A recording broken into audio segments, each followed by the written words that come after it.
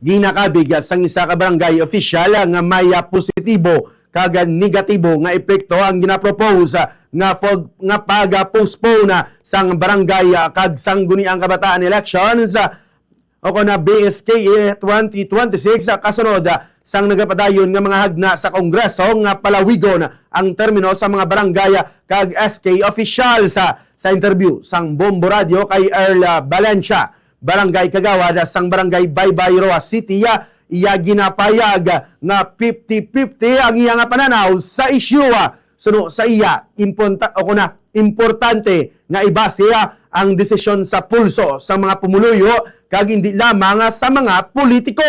Ginapakigbahin man sini nga may positibo man nga epekto kung ma-postpone ang eleksyon na bangod makatagini sang dugang nga tion sa mga incumbent officials agod matapos ang ila mga nagapadayon nga proyekto sa piyak nga bahin ginapabutyagan ni Valencia nga may negatibo man nga epekto ang postponement sa demokrasya. Suno sa iya, may mga barangay officials na wala na nagapakita sang aktibo nga pagserbisyo kag gusto na sa mga residente nga maisla na sila pinaagi sa elections.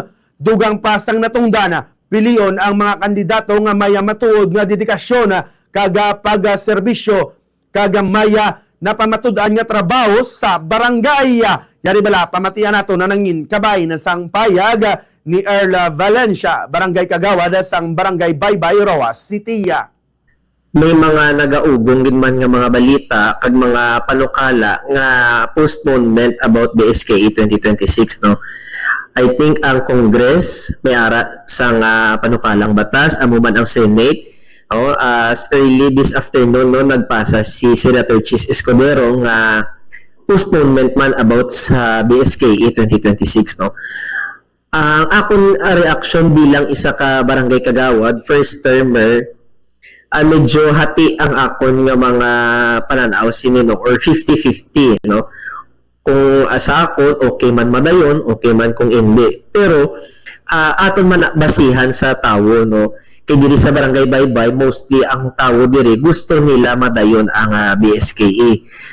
To kanting may ara man sila gusto nga makita nga mga bag-o nga tawo nga magaserbisyo man para sa ila.